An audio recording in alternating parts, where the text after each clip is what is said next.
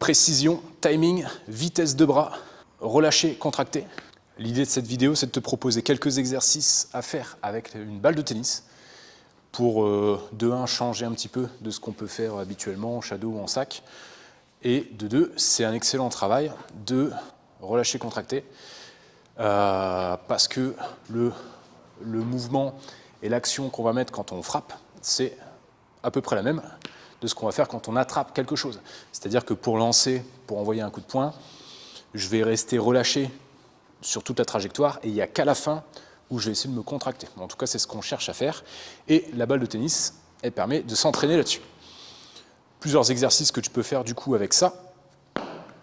De 1, ça va être des exercices de dribble. Donc dribble avec la balle, justement. L'idée, ça va être de réussir déjà à garder ton placement, te déplacer un petit peu, mais aussi à avoir ce contracté relâché pour permettre de mettre une petite frappe explosive dans la balle tout en synchronisant avec tes déplacements. Deuxième exercice, avec 2 niveaux de difficulté, on va dire, ça va être de faire du shadow et de temps en temps venir lancer la balle et justement essayer de l'attraper correctement derrière. Donc du shadow, on lance, on essaie de lancer à distance de frappe, voire un petit peu plus loin, pour se forcer à avancer. Mais ça peut être un très bon exercice aussi pour travailler ça. Tu as en plus une dimension de précision que je n'ai pas abordée sur l'intro.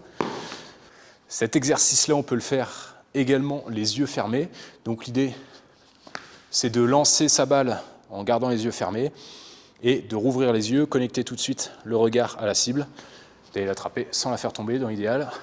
Donc on ferme les yeux, pareil, on peut se faire un peu de shadow et à un moment, je vais lancer ma balle. L'idée, ça va être d'ouvrir les yeux seulement une fois que j'ai lancé la balle en l'air. Très bon exercice aussi. En plus, ça va te faire courir un petit peu, donc tu vas travailler ton cardio. En termes de précision, il y a aussi justement le fait de frapper dans la balle. Je ne vais pas le faire là, mais tu peux très bien t'amuser à lancer la balle contre le mur et chercher à frapper dedans, travailler ta précision. Ça peut être un peu frustrant aussi parce qu'elle part dans tous les sens, mais pour ça, il y a la grille avec les balles de tennis qui est très bien. Sinon, la balle de tennis, ça peut servir aussi à travailler ta garde, ta position de garde. Tu peux la placer soit entre ton corps et ton bras, travailler en shadow, pareil, avec ton autre bras, et t'entraîner à la défense ici.